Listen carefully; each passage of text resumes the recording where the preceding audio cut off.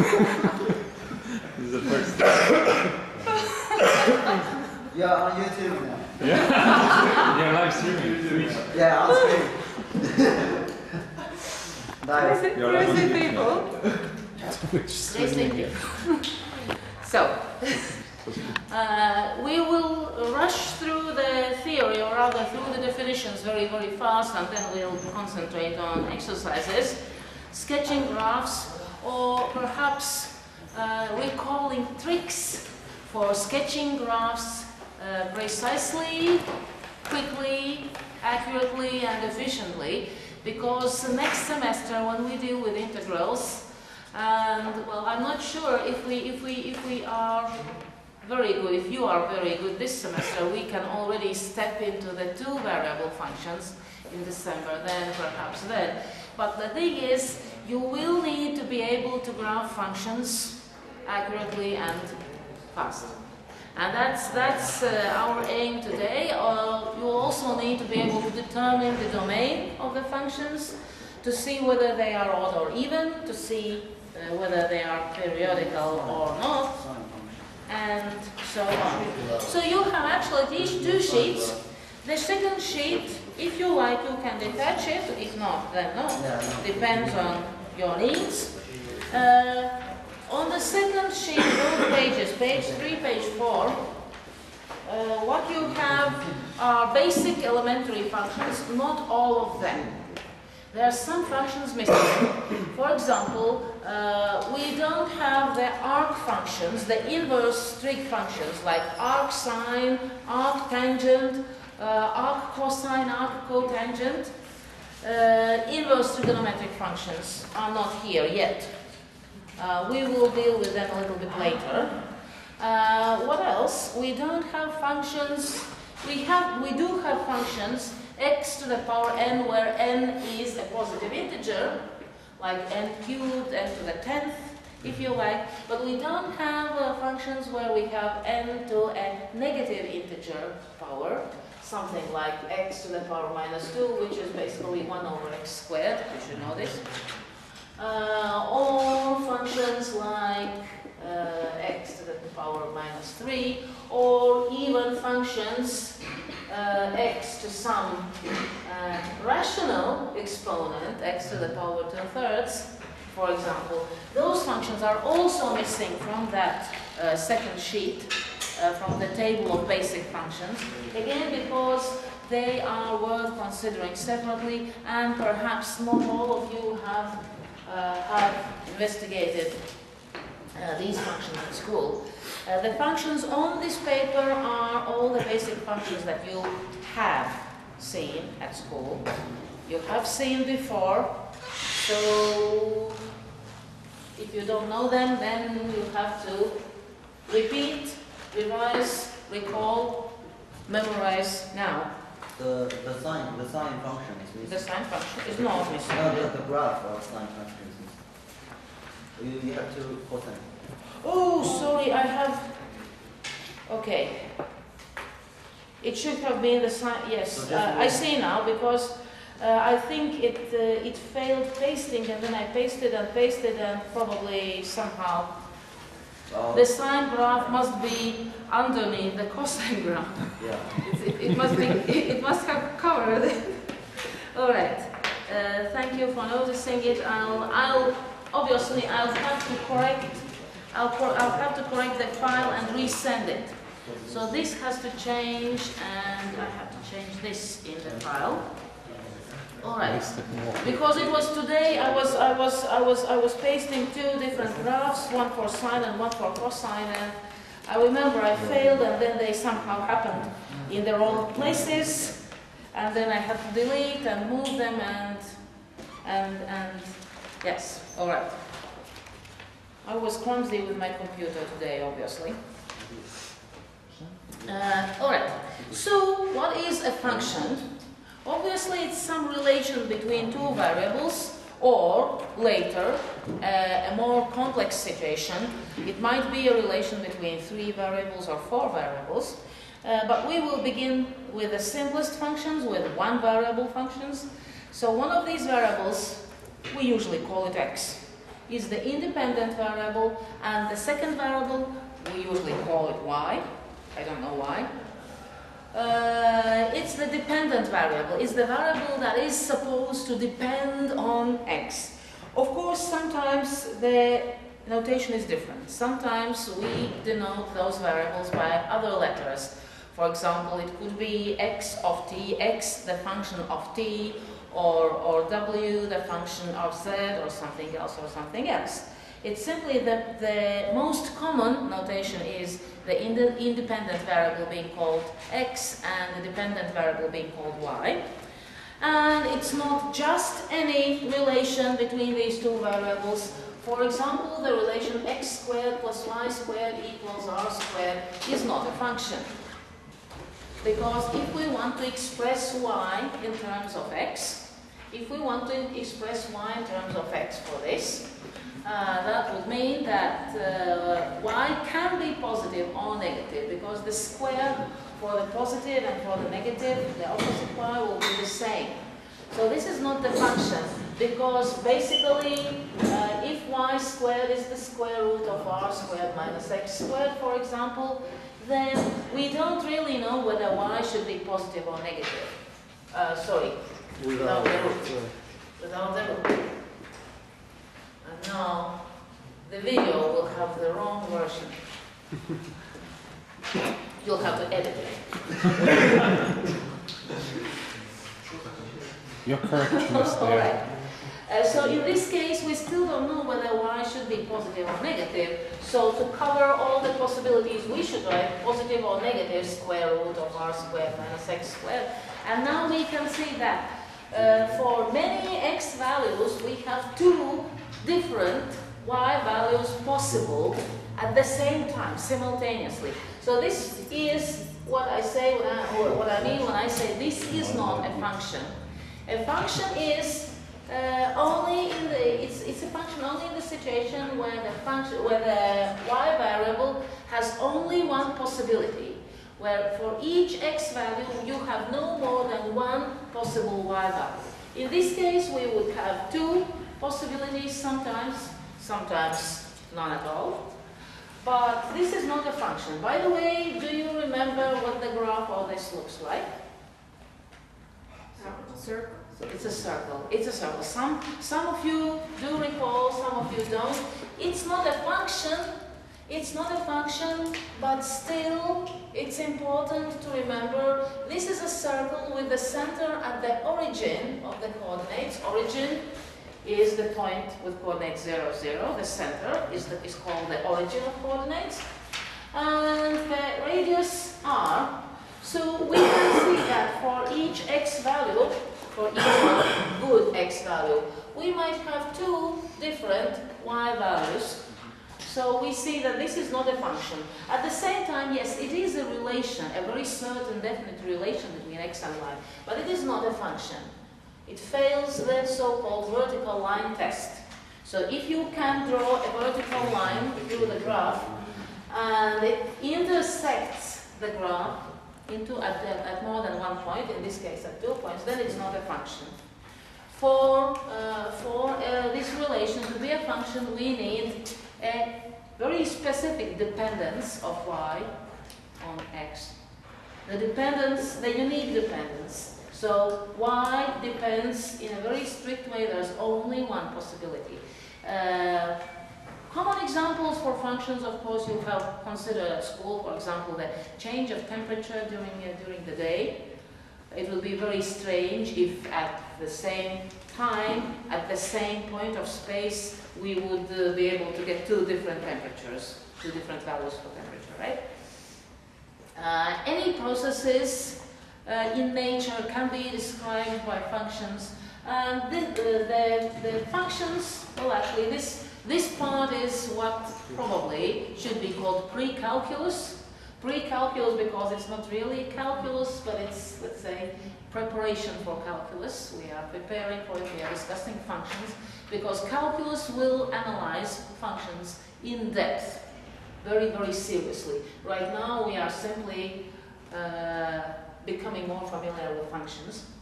So this is not a function, but something else, for example, y equals x squared is the function because for each x value we have a specific y value. I could actually get something like, I could write y equals the square root of 9 minus x squared. This is a function because for this, the radical, this is the main root, and you remember that the main root can only be non-negative. If I want the negative root, I have to attach the minus sign in front of it. So this is a function because it only means the positive root or the zero root. So this is a function.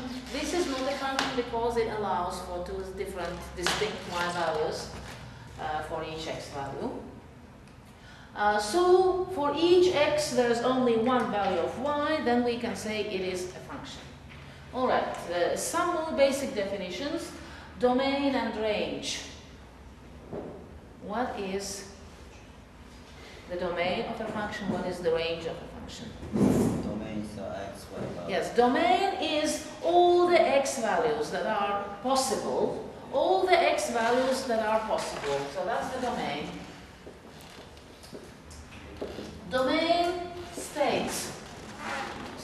states what x values are possible. For example, for this function, for the first function, the domain is all real numbers. For the second function, we can write d of f. If I write y equals f of x, then actually I can write the domain in two different ways. I can write d of f is and write the segment, the interval, or I can write x belongs to whatever segment interval that is. So two different ways in which we can write down the domain of a function. So these two are the same, right? Domain of function and the x. For this one? Yeah. No. Why? What? Why? Why? I say no and then and immediately Yes, ask if why. Well, what we is it? got only positive numbers. Yes, yes. What? The radicand is the expression under the radical sign. The radicand must be non-negative. We cannot find the root of a negative number. We will deal with complex numbers very briefly, 2 lectures, no more, next semester. But for now, 9 minus x squared has to be greater than or equal to 0. Below the root, we cannot have a negative number there. Which means you have to recall how to solve inequalities, quadratic inequalities. So the two zeros of this expression are minus 3 and 3. This function, if we had this function, it would be quadratic, it would be a parabola, ends pointing down, so we can see that this expression is positive only between minus 3 and plus 3. So the domain for this function, is the segment between minus the negative and the positive 3. Is it because we've done like radical to the whole thing? 9 minus. No, we don't need, no, the radical, no, the thing is the domain consists of the x values that are allowed, or the x values with which this expression makes sense. And the radical sign means that the values of the function itself are not negative ever, they are non-negative, so they're positive or 0. But the possibility, so this root, this radical, is possible only in this case. So actually, we determine the domain by considering when, for what x values, is this function possible. Of course, at times, we define the domain artificially to some extent. Sometimes we have a process that is limited in time, and we say, okay, only between time 0 and 10 for the first 10 minutes, perhaps. Or perhaps something else, or if you look at some processes, for example, heating some liquid, we are not interested perhaps what happens when it starts boiling, Yeah. and so on and so on. Sometimes we limit, so mathematically, this is one thing, mathematically, the domain is whatever is possible mathematically. But for the sake of physics, engineering, or everyday processes, or anything at all, or even our tantrum, I decide and I want, we can define a domain artificially. For example, in the 7th grade, when we start functions with the small kids, I tell them, okay, let's take the domain from 0 to 3 only. Graph this function from 0 to 3. Let's take the domain from 0 to 3. That's because I want them to graph very accurately and not to take too many values, not to have to take too many values for it. So for example, like you can say that y equal to radical 9 minus x squared is going to be like a given, but then we just have to know. Yeah. We have to, yes. Normally in mathematics, we see the natural domain, the domain that simply makes sense. So this function makes sense only in this case. On the other hand, there is such a term as range of the function, the range of the function. The range of the function is basically the y values, all the y values possible. So I could write range of the function is, or I could write y belongs to whatever it is. Again, two different possibilities of writing this down. The range consists of all the y values possible. For example, for the first function, what would the range of this be? R. Oh, quadratic function. Yes, we will review, we will look at quadratic From functions. 0 to infinity. Yeah, all the positive And 0. and 0. And 0. From 0. So all the non-negative numbers from 0 to positive infinity.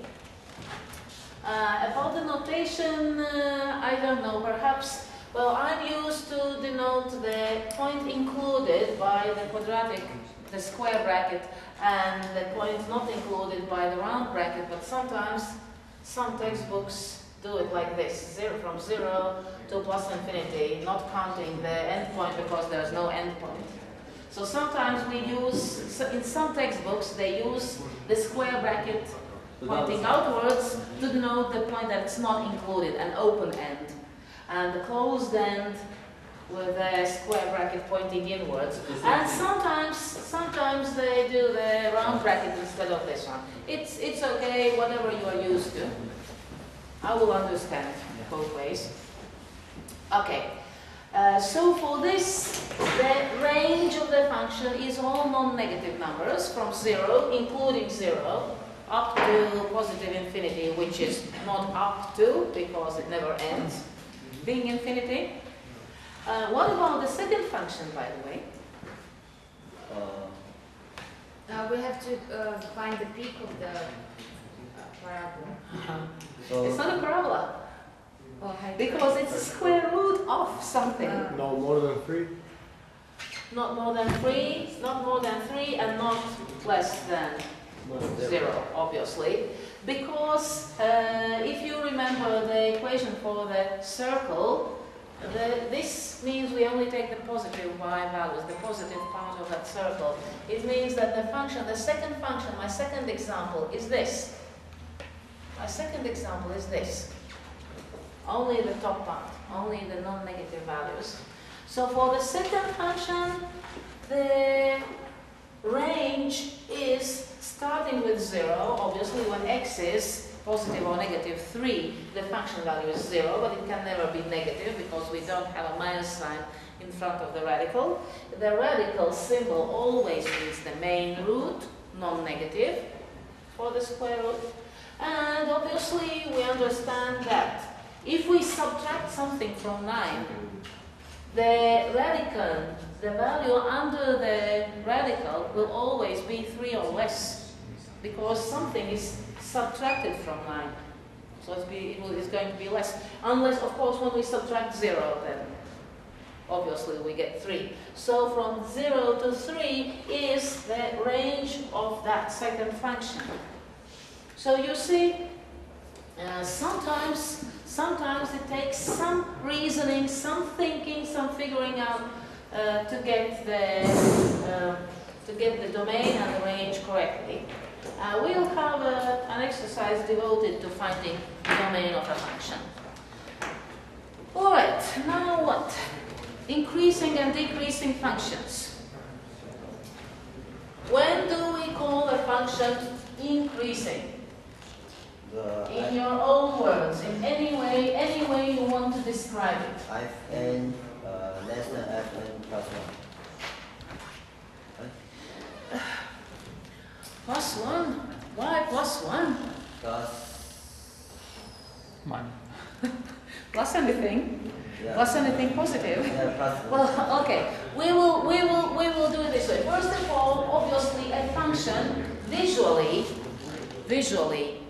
from the visual idea, is increasing if we move in the positive direction, time, as if we move in time in the positive direction, and the function value increases, which means that the graph of the function is going upwards. And the function is decreasing if it's going downwards. And obviously the same function could be positive, could be increasing and decreasing in different parts. So we generally talk about a function that's increasing on some segment or decreasing on some segment. Not all through the domain, although sometimes even that happens. Okay, so let's suppose we have a segment from A to B, and we can call the function increasing if, well, in a way you were right.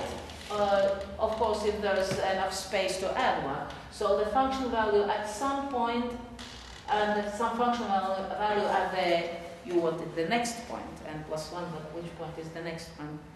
Well, anything to the right.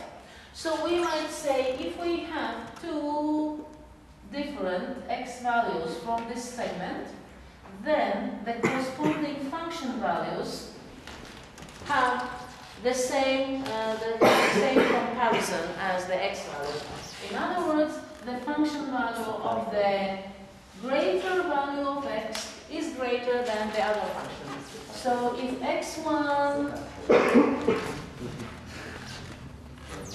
x1 is less than x2, then the function of x1 is less than the function value of x2. This means that the function is increasing. Of course, this is not the perfectly correct, mathematically correct and accurate definition. I would have to write, so the function is called increasing on some segment if for all pairs of x values from that segment, all pairs. I wrote only one pair, I showed you only one pair, but the truth is that for the function to be increasing on some segment, it has this correspondence has to be valid for all pairs of x from that segment. So no matter which two x values from this segment I take, this should be valid. So for any two values, any two x values from the segment from A to B, between A and B, the greater x value has the greater function value. But for all x values, not only for, not just for two that we pick, because sometimes we may say, okay, so the function value for this x is less than the function value for that x, but can we say that the function is increasing? The function could be behaving like, oh, okay, this is not the function. The function could be behaving like this. So we can't really say, if we only take 2 points and compare them, we can't actually say that the function must be increasing. That's not a function. This one? Okay, my drawing was not accurate. Okay. This is a function now. Okay, this is a function now. So the thing is that the definition states that for all pairs of x values from that segment, this must hold true. For all possible pairs. And if we wanted to prove that some function is increasing or some function is decreasing, we would need to not to take specific x values, but to write x1, x2, and perform some algebraic transformations. So that's the thing. And of course, the function is decreasing, so this function is increasing. And the function is decreasing if for any two x values from that segment, the greater x value actually has the least y value. So if x2 is greater than x1, then the function value of x2 is less than the function value of x1. So that would mean the function is decreasing or going down, for example. Okay. For example, if the situation is something, no. I can't afford to be creative, really. I have to be boring. All right, decreasing function with this. So the blue graph, the blue function is decreasing. The black graph is increasing on the segment AB. So if I choose any two x values from the segment, the greater x value will have the least y value. Increasing, decreasing. Now what else? Odd and even functions. Odd and even functions. So a function is called odd. First of all, if the domain is symmetrical, the domain must be symmetrical. So the function is called odd. Function is called odd if, first of all, if x belongs to the domain of the function, then the opposite, minus x, also must belong to the domain, which means the domain is symmetrical. It consists of pairs of opposite numbers and perhaps 0. So, first of all, the domain must be symmetrical like this. And secondly, the function value of the opposite x value is the opposite to the original function value. In other words, the function is odd if, when you change the sign of x, the sign of function also changes and the value is exactly the opposite. So, opposite x values have opposite function values. That's an odd function. This means the function is odd. Visually, geometrically, it means the graph is symmetrical with respect to the origin. We could say the central symmetry, or we could call it, if you like, propeller symmetry. So the graph would be something like this, for example. So for opposite x values, the function values are also opposite. If you change the sign of x in the function, so this is how we actually can check whether a function is odd, algebraically. We simply change the sign of x in the formula, in the equation of the function, simplify it, and see if we can get the opposite value of the function to the original one. Then, if yes, then we can say it's an odd function. The function is called even. The function is called even. Again, if the domain is symmetrical, that first part is the same. And if you change the sign of the x, the function doesn't change at all. So the function values for two opposite x values are exactly the same. Not opposite, as in odd functions, but the same. That would be even. And the graph of the even function is also symmetrical, only now this is the symmetry with respect to y-axis, the line symmetry. So the graph of the function is symmetrical with respect to the y-axis. Something like this. So opposite x values have exactly the same y value. Okay. X minus x, and they have exactly the same y value. For this one, minus x, x, and the function values are also opposite, as you can see.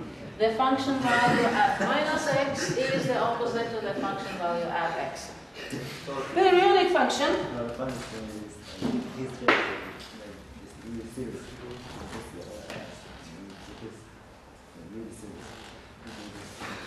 Periodic or periodical function means that it repeats itself after a certain interval. In other words, the function is called periodic periodic or periodical if there exists such a positive number t, if there exists such a positive number t that for all x values from the domain, first of all, x plus t also belongs to the domain, so we can move a certain distance on and the x value still belongs to the domain of the function. First of all, and secondly, also for all x values, the function value of x plus t is the same as the function value of x. So there exists such a t value positive that this is true. So you know, if you remember, the trig functions, trigonometric functions are periodic, but it's the periodic functions are not limited to trigonometric functions. There are other functions that are also periodic. All right.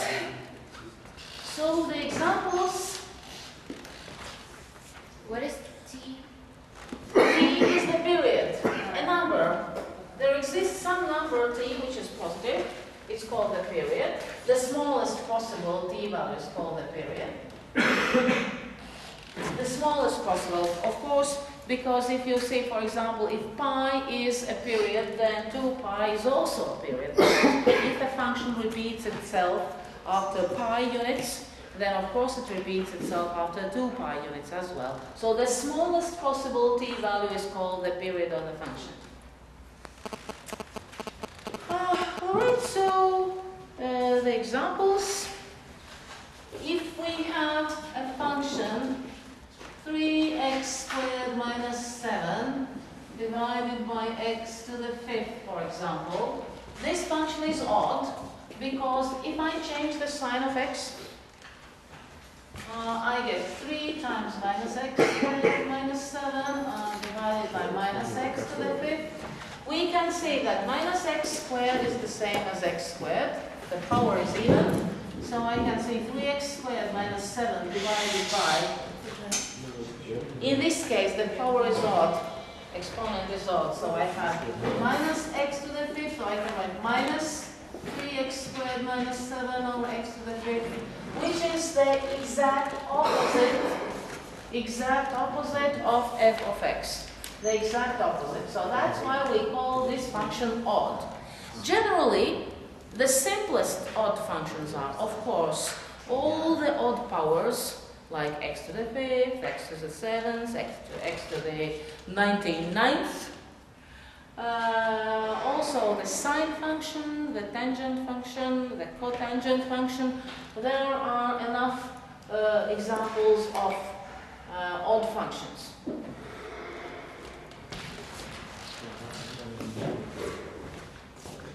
You can see that the notion of odd and even is different from numbers. It's different from numbers. A number is called odd if it is not divisible by 2. And it's called even if it is divisible by 2. Here, no divisibility at all. We're not talking about divisibility. We are talking about some properties of functions.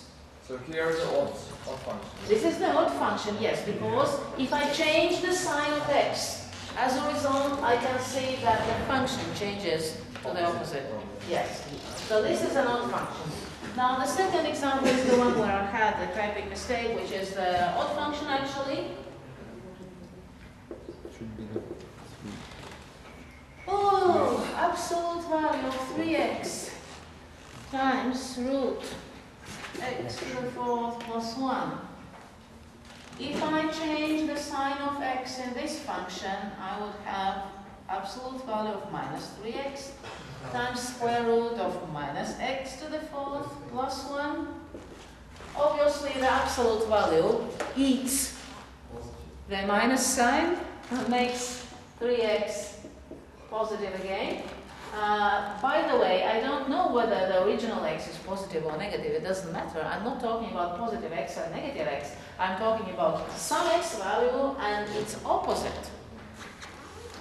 And it could be that the original x value is negative and the opposite is positive. The minus x could be positive. It doesn't really matter.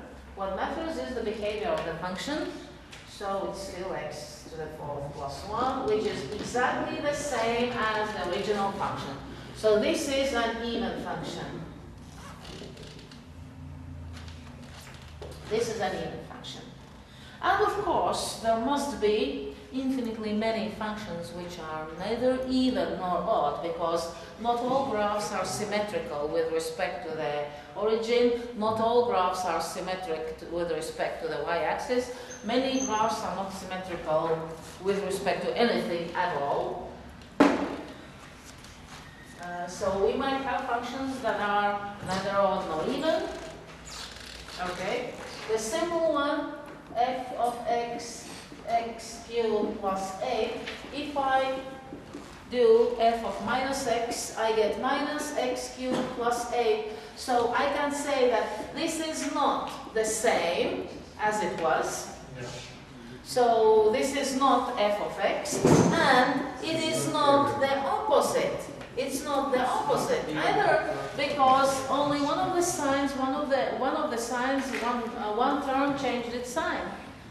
If nothing changed, then I would say this is even. If both terms had changed the sign to the opposite, I would say it's odd, but it's neither odd nor even. So you might see that some functions are neither odd nor even. There are all kinds of interesting things. For example, what happens if you multiply an odd function and an even function? What do you think? When you multiply an odd function and an even function, so f function, that would be, let's say, odd, and the g function would be even, and you find the product of an even and an odd function. What's this product? It's odd, because this will change its sign, this will not change its sign, so the product will change its sign, it's odd. If you multiply odd number by even number, by the way, the result is even, but not with functions. What happens if you multiply two odd functions? You get an even function, because this would change the sign, the other factor would change the sign, and as a result, the product would not change at all. So odd times odd is even, again, something that's not true with odd and even numbers, but of course the definition for odd and even is different for numbers. Alright, let's have a go at those exercises. Now these are the basic properties, the very, very beginning, the very, very basic things about the functions. Now let's recall how to graph a function quickly. For that, first of all, when you look at the formula, when you look at the equation of some function, the first thing you have to do is you have to recognize what kind of function it is, what kind of graph it's going to be. And then after that, of course, you figure out the location, the position, everything else. So in exercise 1, the first three functions. So what are those called? Linear functions. Linear functions, y equals mx plus b. We did have just a few of them in the very first lecture, those who were present. Remember, we had those simple systems of equations, and you were asked to find the m and b. You were asked to find the equation for the straight line passing through two given points. We had something like that. So the graph of a linear function is a straight line. Now, what you have to remember about linear functions is, first of all, you have to be able to recognize them. If you see a linear function, you must know at once that this is a linear function, the graph will be a straight line. And the second thing is, you should be able to graph it very, very quickly. How can you graph this very, very quickly? One thing, of course, one possibility is you find some points, and because you know that it's a straight line, you put a ruler and draw a line through those 2 points. Generally, I tell people, if you have to find those points, find 3. 1, 0, 0. I mean, x, 0. X is 0. 0, y, and intersection Not point. 0, y. No, 0. intersection point. Y-intercept, yes, Yeah, 0b, 0b. Yeah, 0b. 0b. Of course, if x is 0, then the intersection with the y-axis, the y-intercept is the point B. And then of course you can find 2 other points. I always say if you are finding points, if you are plotting points and drawing the line, find 3. Because if you make a mistake, 2 points will give you the wrong line. If you make 3 points, then you can see if there's a mistake, then one is sort of out of the line. Of course, you might make 2 mistakes and still have them all on the same line. 2 mistakes that sort of delete each other, and the result is a line, but perhaps not the correct one. But remember how we can use the slope m to graph the function without specifically calculating any other points. Remember that m can be found as the difference, the ratio of the difference of the 2 y values divided by the difference of the corresponding x values, so on a line. This will be very important for our calculus stuff, for derivatives. This notion, this idea. So if I have 2 points, x1, y1, and x2, y2, you have to remember that the gradient, the m value, is the difference of the 2 y values divided by the difference of the 2 x values, or as they call it, rise over run. Rise over run. In other words, the difference between the 2 function values divided by the step you take forward. Geometrically, by the way, this is a right triangle. What is this distance divided by this distance? Tangent. It's the tangent. It's the tangent of the angle that this line forms with the x-axis. So yes, m is the tangent alpha if alpha is the angle between the line and the positive x-axis. Right. Again, something very important that we will use a lot in calculus. And so, if I have some value of m, all I have to do is write it as a fraction, and then I know that for several steps x forward, I have to do several steps upwards. For example, if I have the first function 1 over x, 1/2 x plus 5, y equals 1/2 x plus 5. So, all right, what I do is I find, first of all, I find 5 on the y-axis because that's the y-intercept.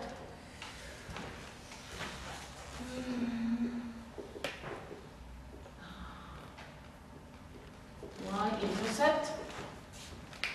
In other words, the point where the line intersects the y-axis.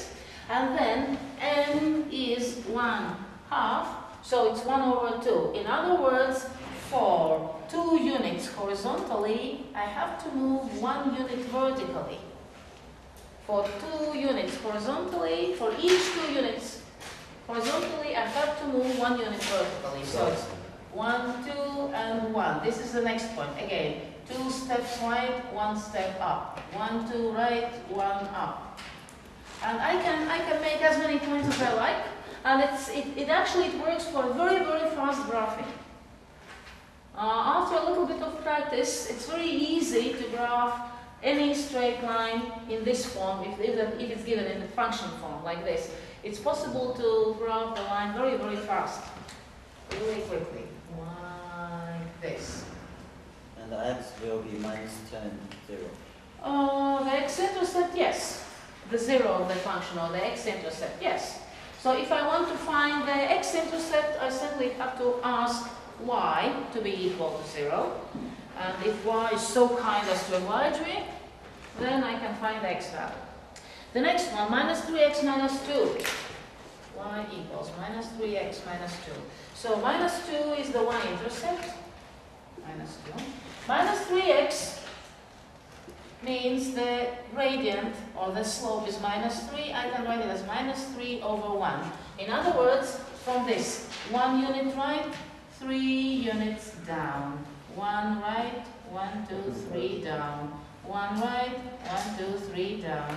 And again, I can sketch as many, plot as many points as I like and sketch the graph fairly quickly.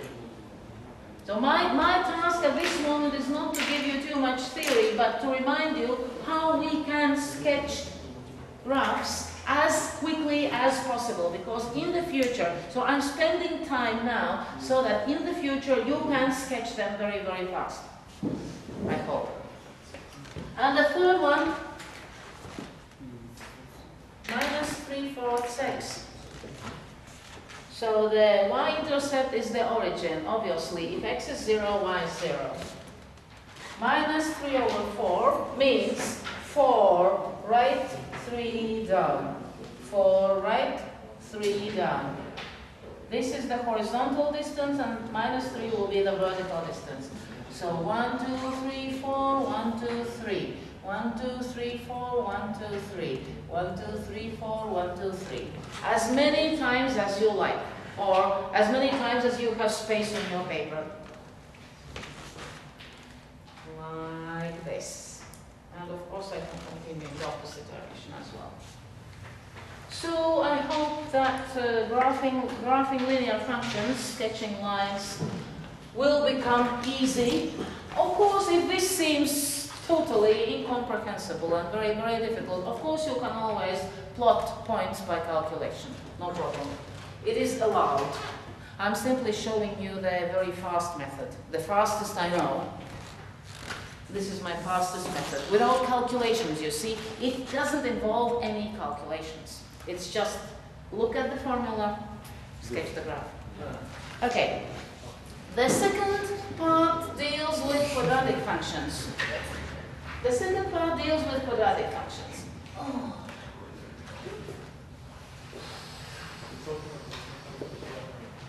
Okay.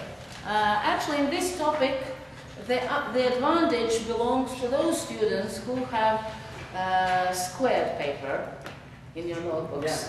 The lined paper, I could never understand why anyone might want lined paper for mathematics.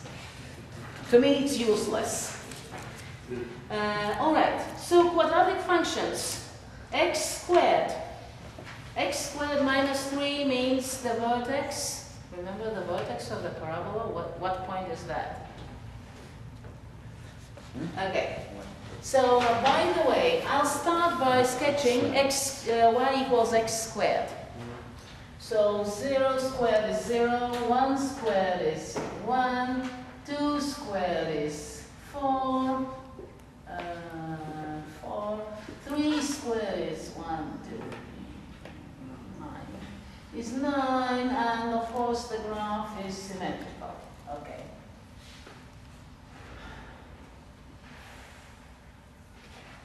Alright. How can you sketch a parabola quickly without calculations? Of course, if y is x squared, then you know all the squares. I hope you do know the squares. 1, 4, 9, and so on and so on. But you should remember one trick again. I do hope that it has been shown to you at school. So 1 squared is 1. 2 squared is 4. It's 1 plus 3. 3 squared is 9. It is 4 plus 5. 4 squared, 16. It is 9 plus 7. What can you notice? It's 1, yeah. We keep adding the subsequent odd numbers. Yeah. We can actually say that 1 plus 3 plus 5 plus the first n odd numbers,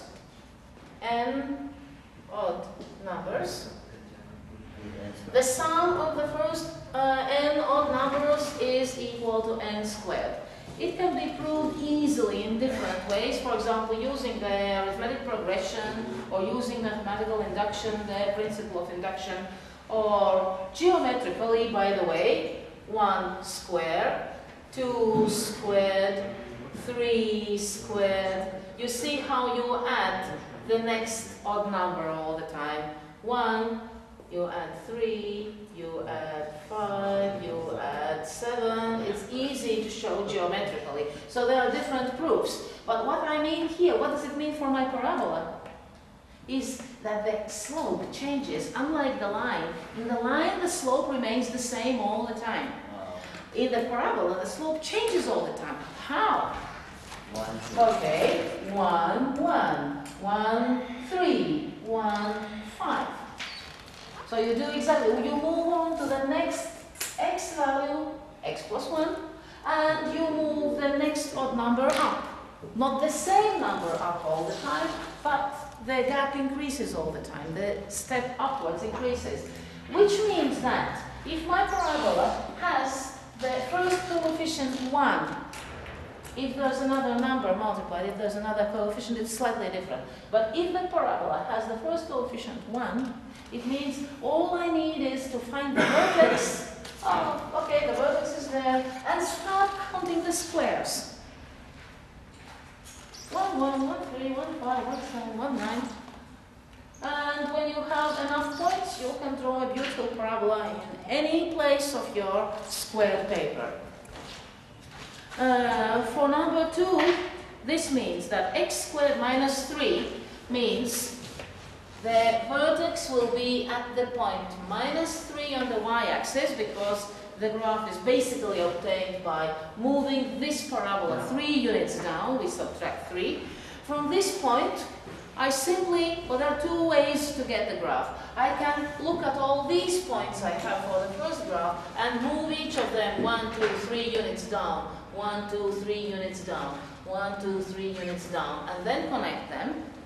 The second possibility is simply start counting my squares. 1, 1, 1, 3, 1, 5, and so on.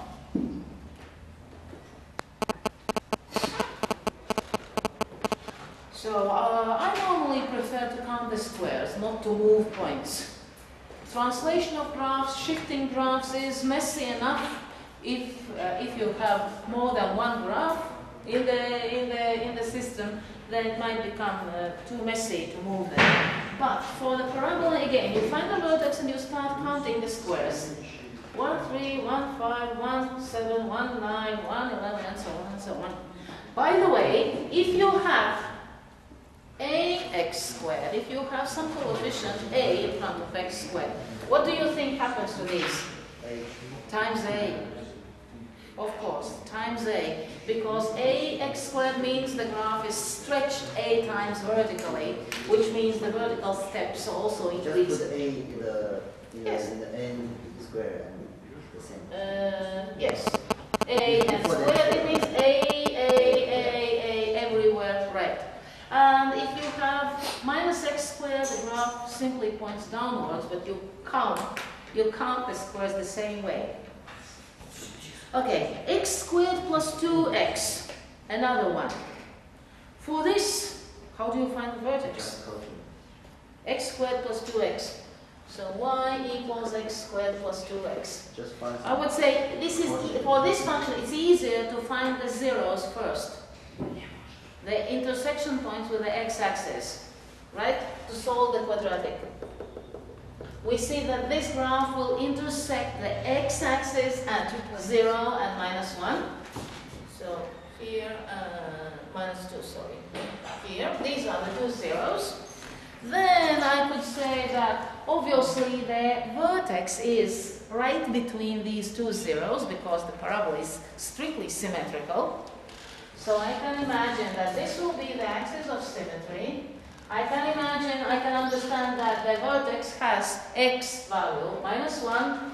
I can find it by putting it in there, 1 minus 2 is minus 1, or I could remember that I will have to count like this. And then from this I can go on by counting again.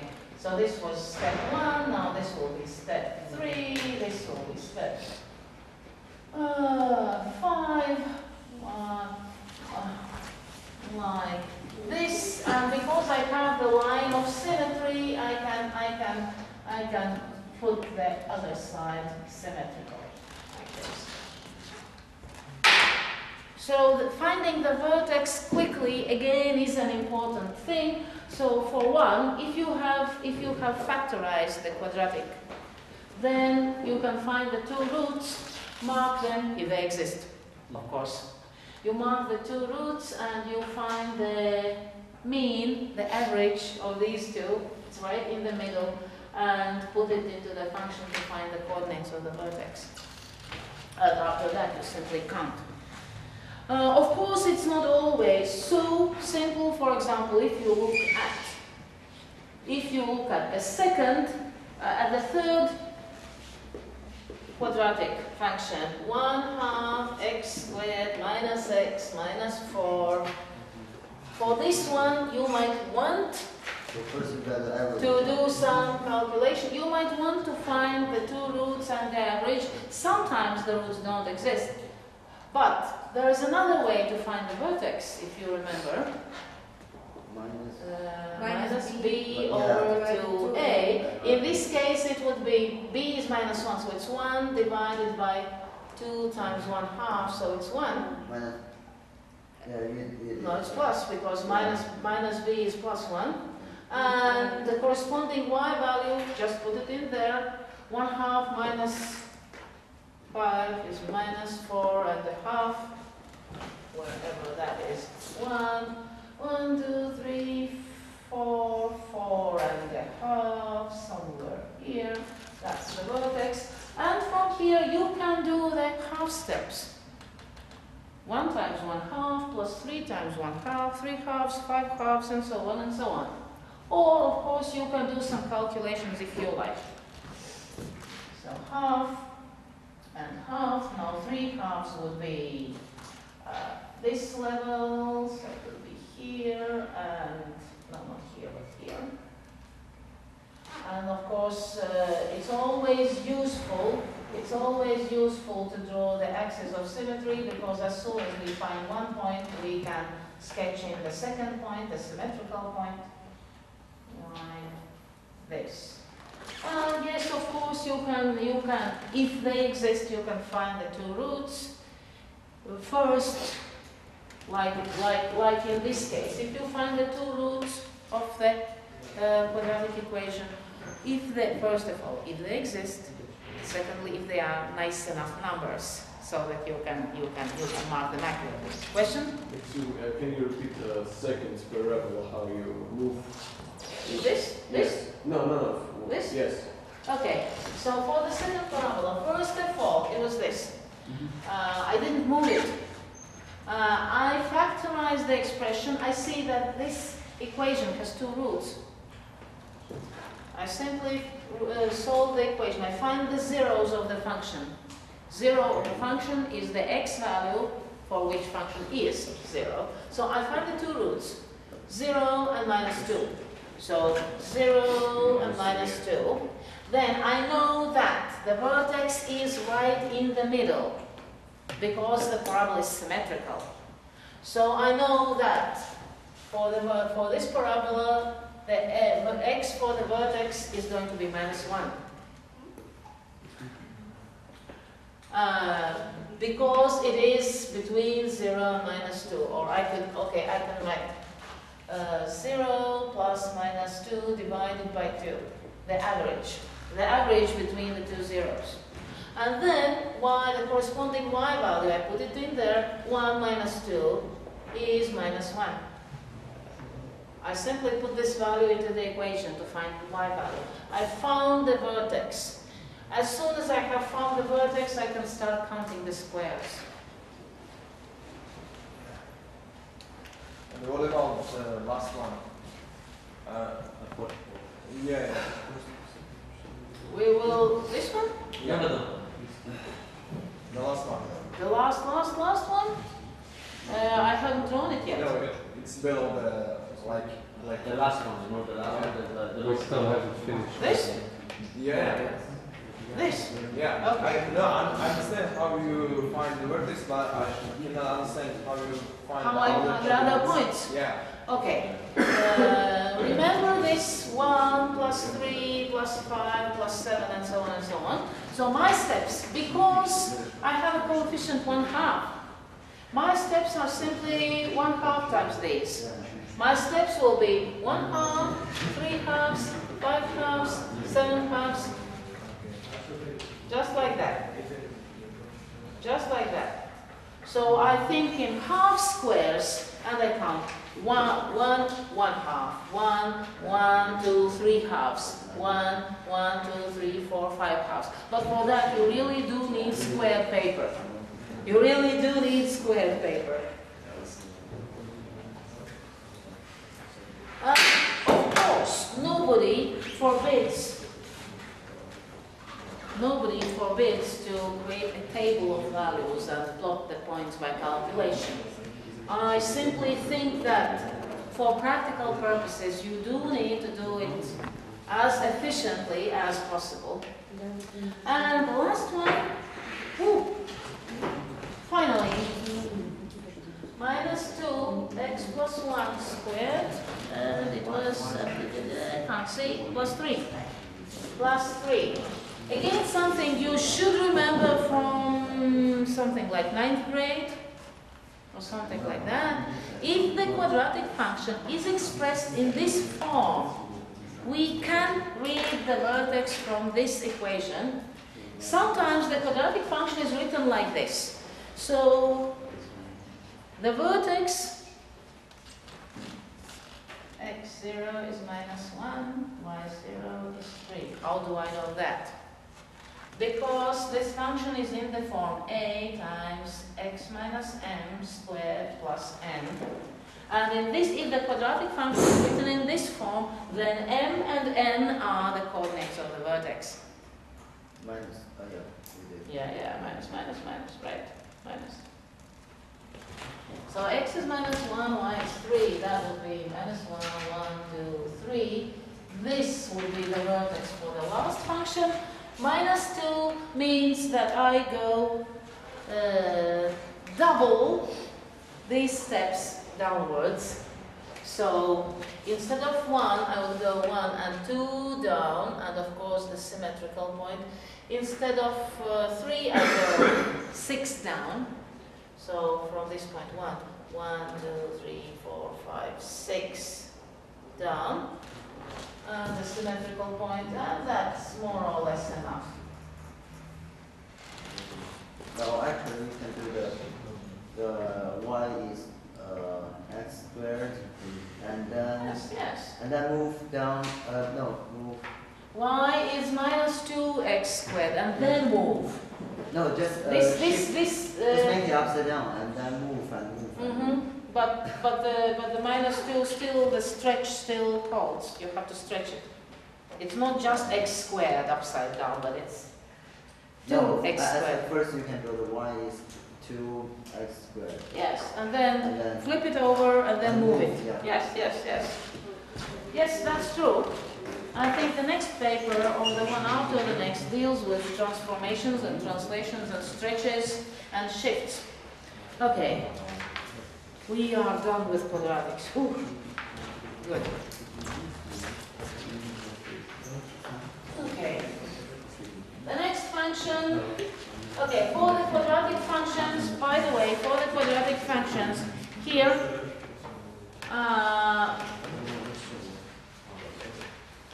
you can actually see the formula.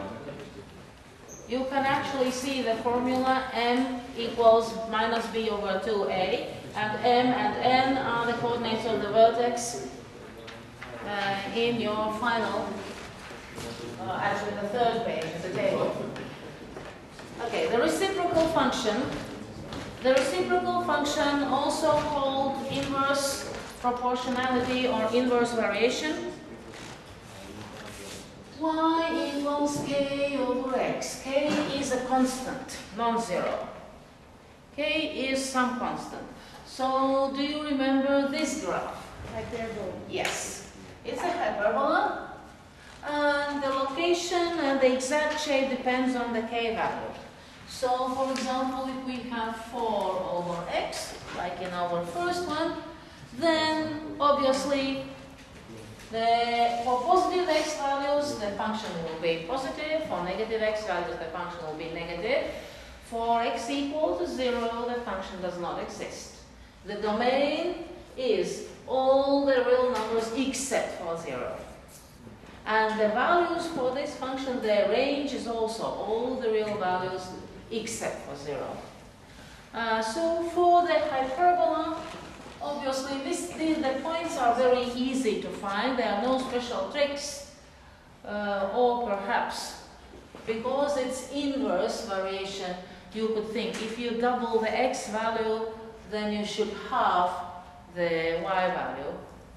So if you move x 2 times further away from the y-axis, then you should put the point 2 times closer to the x-axis. So for this 1, 2, 1, 2, obviously, then for x is 4, y is 1, for x is 1, y is 4, for x is 8, y is 1 half, for x is 1 half, y will be 8, like this. So you have to remember that the graph, that the function for positive x values is always positive. It will never reach 0. We say that the x-axis is the horizontal asymptote of the graph.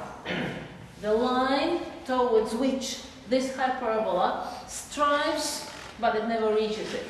It gets closer, closer, closer, as close as we like. If we go far enough, we get as close as we like. But it never intersects the x-axis, it never reaches the x-axis. And the same goes for the vertical asymptote. The y-axis is the vertical asymptote of the hyperbola. And of course, the exactly symmetrical points for the negative x values and the negative y values. So the hyperbola consists of 2 branches. So this would be 4 over x. If we have 12 over x, what would the difference be? 12 divided by x. The second one, nothing is negative. Or something. It's 3 times closer. It will be, actually it will not be closer, it will be farther away. Oh yeah. Because think of this, for this xy equals 4, xy equals 12. The product of the 2 values is greater than for the first one, so it should be further away. So 3, 4, 4, 3, 2, 6, 6, 2, 1, 12, too high up, can't reach it.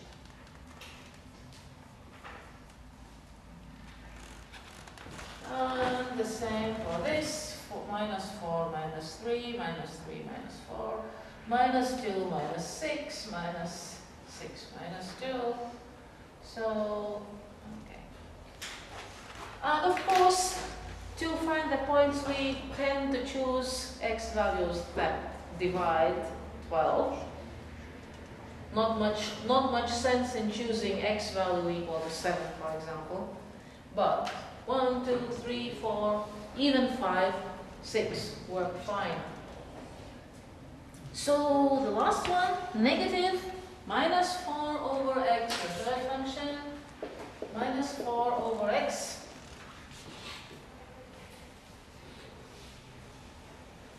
What about this? What happens? They will be in the second Second and fourth quadrant, right, second and fourth quadrant. So for positive x values, the y values are negative and vice versa. Flip it upside down. So yes, the first function, the black function upside down, the black graph upside down. Just like that. So y equals minus 4 over x. Y equals 4 over x. Y equals 4 over x. If we sketch them all. So these are simple to sketch. And finally, exponential functions, logarithmic functions. What about those? What about those? Again, no special tricks for these. but you should be able to sketch them. For example, 3 to the power x. All right. This one is the inverse of that one. Yes. If we have y equals 3 to the power x, so if x is 0,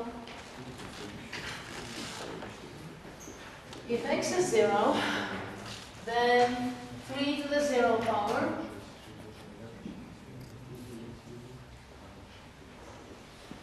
hello, 3 to the 0 power 1. 1. So 3 to the 0 power is 1. This point, if x is 0, y is 1. If x is 1, y is 3. If x is 2, y is 9. Somewhere there. If x is minus 1, what does the negative exponent mean? 1 over 3. 1 over 3. 3 to the power minus 1 means 1 over 3, so 1/3. 3 to the power minus 2 is 1, 9. So, okay. It's not very easy. So I can't go any further left. So the graph would be like this. By the way, if I have 1/3 to the power x, the shape of the graph would be the same, but we should have to flip it over to reflect it in y-axis. 1/2 of x, 1/2 to the power x means the function is decreasing. We can see that for 1/2 to the power x, the function is decreasing. Again, if x is 0, any number to the 0 power is 1. So all these graphs pass through the point 0, 1. 1/2 to the power 1, 1/2 squared, 1/2 to the third, 1/2 to the power minus 1 is 2, 1/2 to the power minus 2 is 4. There's nothing funny. Okay. I really hope to have just as much fun when I correct your homework. Sometimes I do laugh when I do that. So because I'm providing you so much fun today, I'm expecting as much fun later for me. Logarithm of power, logarithm to base 2. What is that? Now I have to ask you whether you remember what a logarithm is, in fact. Yes, what is a It's logarithm? also a power function. Vice versa. Yes, it's the inverse of the exponential function, but what exactly is a logarithm? Can you find? Okay, for example, logarithm to base 2 of, let's say, 8 3. is 3, which means 2 to the power 3 is 8. In other words, logarithm to base a of b is c means that a to the power c equals b. And yes, it is inverse to the exponential function, and we'll talk about inverses and how to deal with them hopefully next time, which is on Thursday. So the logarithmic function, logarithm to base 2. Remember that the logarithmic function, the domain of the logarithmic function is positive numbers only, not even 0. Not even 0. So logarithm of 1. If x is 1, then logarithm 0. is 0. Because 2 to the 0 power is 1, it means logarithm to base 2 of 1 is 0. Okay. Now, logarithm to base 2 of 2.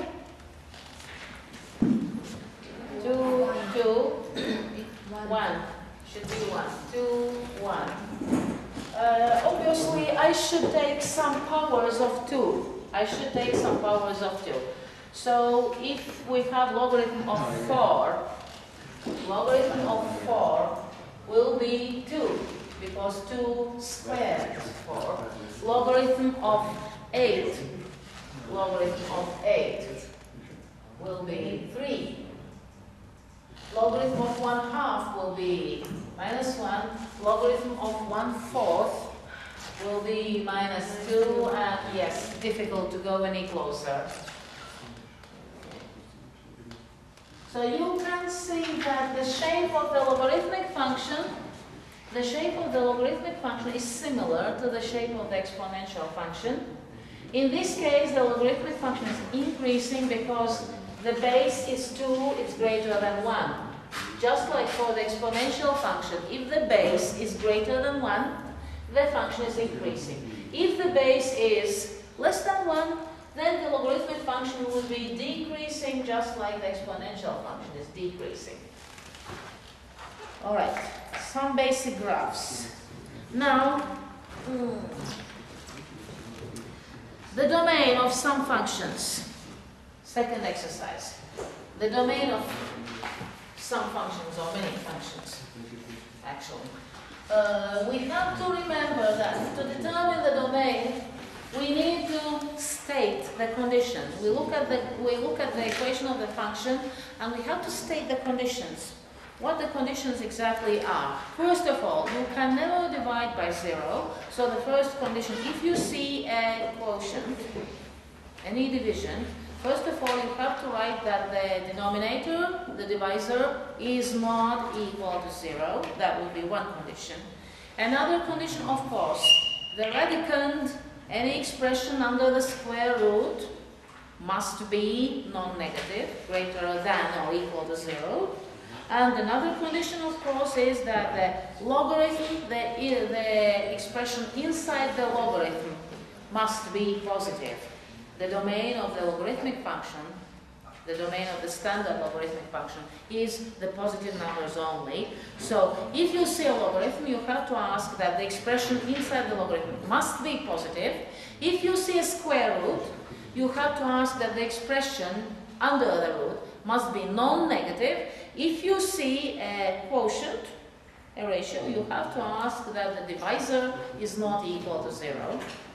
And so, if I have for 2, 1, 3 over x, what is the domain of this function? All real numbers except 0. So x is real, but x is not 0. That's all. For number 2, if y is 1 over x minus 2. All real numbers except the 2? Except 2, yes. So for this, all the real numbers except for, in this case, 2. X is real, but not 2. In 3, minus 1 over. so minus half, Minus half. Yeah. Except minus half. except minus half. What about minus 5? It's possible, yes, because you can divide 0 by something else. Yeah. You can divide 0 by something else. So x plus 5 doesn't hurt anybody. But 2x plus 1, so we have to ask 2x plus 1 must not be equal to 0, which means x is not equal to minus half. Don't be afraid to write down the condition. Actually, it's advisable, especially if there are more than one. In number 4, Minus 5 and 5. yes, x cannot be equal to positive or negative 5, two forbidden values. In number 5, 0 and minus 0 and minus 3. except for 0 and minus 3. So just remember to write that these are the forbidden values. Not x equals 0 or equals minus 3, but does not, cannot be. So all the real numbers, but x is not 0, x is not minus 3. If you see two quotients, obviously there are two conditions. In number 6, For minus infinity. No, negative numbers. Non-negative. no negative. So in number 6, I can just write x belongs to 0 plus infinity, from 0 to plus infinity. In 7, so in 7 what you can write is x plus 5, the expression under the radical, must be greater than or equal to 0, so x must be greater or equal to minus 5, so I can write the domain will be from minus 5 to infinity. It's alright, you should actually write down the inequalities and the conditions, because that will help you to solve. You don't have to figure it out in your head. You don't have to think about it and just write the answer. You can write the solution, and sometimes it's much easier if you do write it. In 8. From minus infinity to 4. Yes, minus infinity to 4, because 4 minus x must be greater than or equal to 0. Minus x is greater than or equal to minus 4. And if I multiply by negative 1, I can multiply by minus 1. What happens? Change The sign of inequality changes to its opposite. So remember that if you multiply or divide by a negative number, you must change the sign of inequality to the opposite. So from minus infinity to 4. 9. From minus minus infinity. 1 to 1 to Yes, plus yes, yes, yes. X squared minus 1 has to be greater than or equal to 0, which means we have to think about this parabola. Remember solving quadratic inequalities. That's again something we have not looked at because that was, sorry, 9th grade. So there are two roots for this expression, minus 1 and 1. The parabola points ends up. It's only a diagram, it's only a sketch. It doesn't have to be the accurate graph. I'm not even showing the y-axis, but I'm showing the position, the intersection points and the position of that parabola.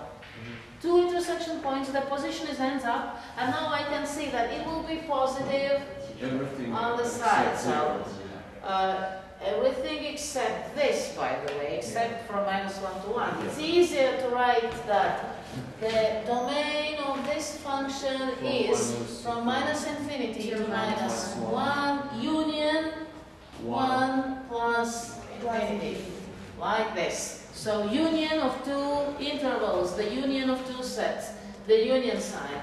We combine two segments. So x could be here or x could be there. Now 10. Remember? X must be more than 0. Yes, always greater than 0, strictly positive, strictly positive.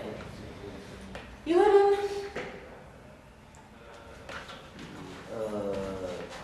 X must be more than 1/2. Yes, 2x minus 1 must be greater than 0, which means x has to be greater than 1/2.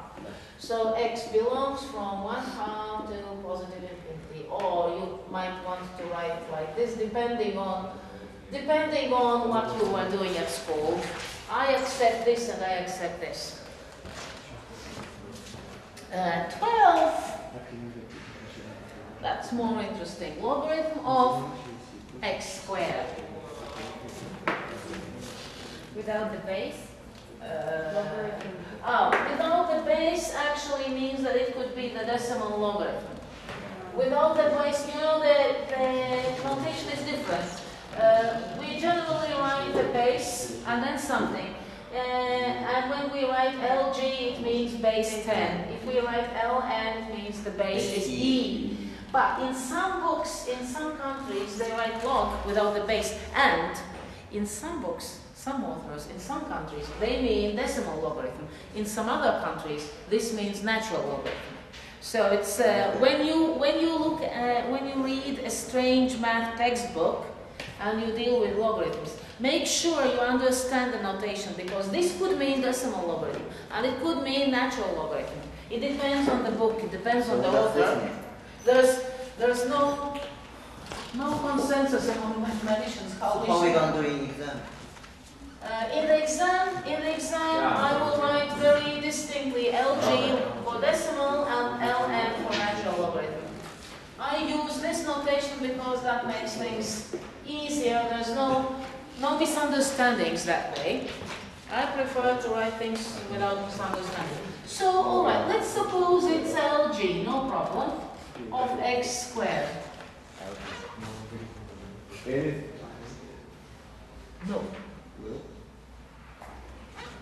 X squared must be greater than 0, which means X X must be belongs to anything. R. not quite anything, Not 0. no 0. X cannot be equal to 0.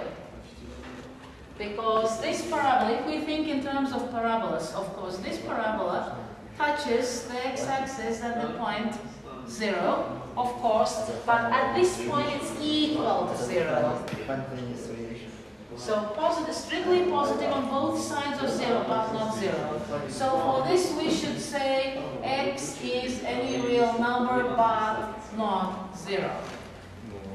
That's an interesting thing for logarithms. It works like this for logarithms. Since it's decimal, Yeah, decimal, or it doesn't matter which logarithm we choose. Any base, for any base, any logarithmic function has the domain only positive numbers. So that it doesn't matter what base there is. I put decimal logarithm because I know people feel uneasy if they don't see the base clearly. So now I write LG. So what happens if we have logarithm, okay, for the sake of change, ln, x plus 4 squared. X is anything except -4. Except for -4. Because x plus 4 squared has to be positive, which means x plus 4 cannot be 0. So x cannot be -4. What? Ooh, just one page finished. Oh. All right. We will rush through the 3, 4, 5, 6 tomorrow. Try to do this. Try to do at least the 4 or 5 sketches at home, and we will finish very quickly number 3 and 6. Not tomorrow, Thursday. But basically, we will begin the next paper.